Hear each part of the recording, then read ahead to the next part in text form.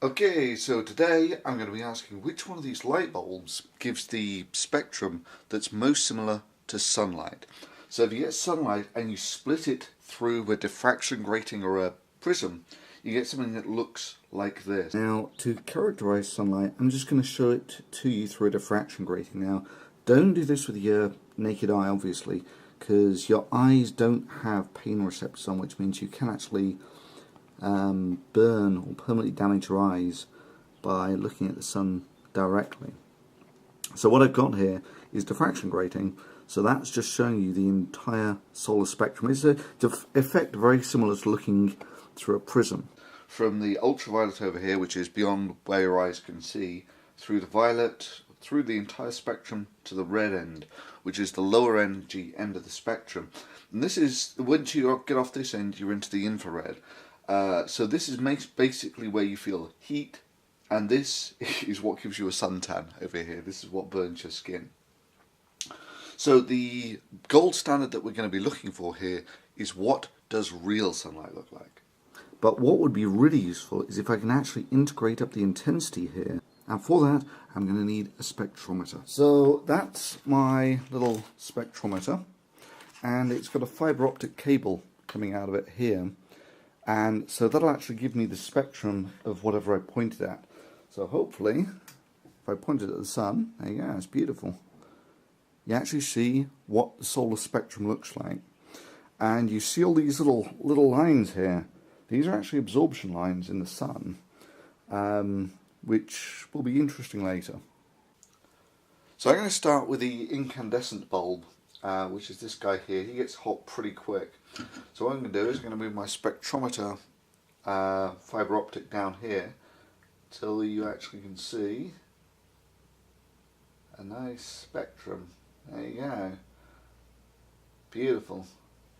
So it's got a similar sort of characteristic shape to the solar spectrum. There are none of those really, well, there's one sort of absorption line, but there are none of these absorption lines from the gases in our atmosphere or from the actual elements on the sun. It's really quite poor like that. I'm going to unscrew this guy pretty quick because he gets hot. In fact, there's one last thing I've got to show you on that, if I can do it. Hang on, there we go. There is this huge infrared tail on the incandescent light bulbs, and that means that they're really putting off the heat. These, even from here, I can feel this is bloody hot. To the point where it'll burn your fingers very quickly. Now I need to compare that infrared tail to what you get off an LED light bulb. So this is a cheap LED light bulb from China.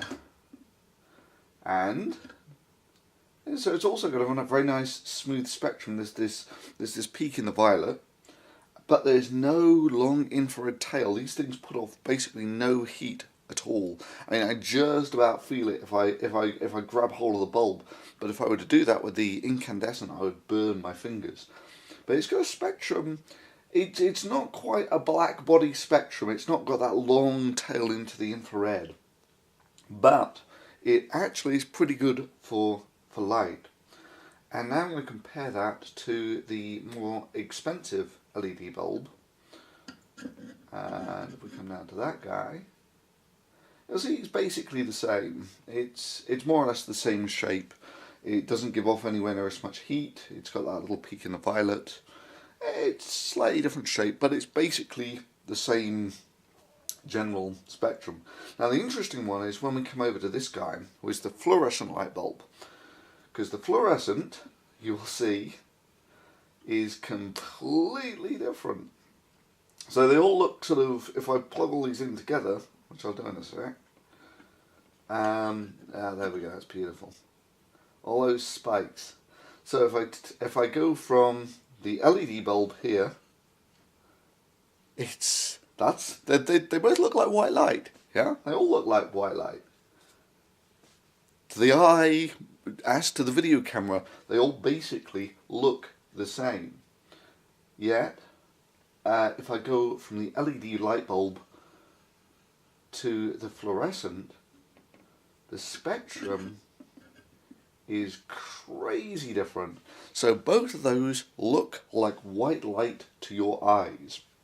Now what you've got here is a load of emission bands. This is coated with a phosphorescent material. So when this is irradiated, I think the way it works is this is irradiated with ultraviolet that then gives off visible light.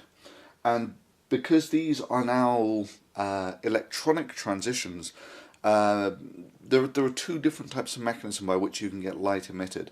The first is essentially a black body radiation, which is the continuous type spectrum you saw with the sun and with the incandescent bulb. But this is a different sort of light emission. This is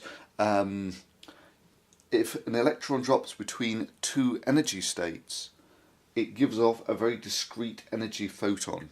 And that's basically what you're looking at here. These are all the discrete electron transitions that are actually going on the fluorescent coating of the fluorescent bulb. So, yeah, it's just one of these fascinating things that to your eyes, they look the same. They really do. But, not to the spectrometer they don't. However, if you were to look at these at a high frame rate, then you might see something a little different.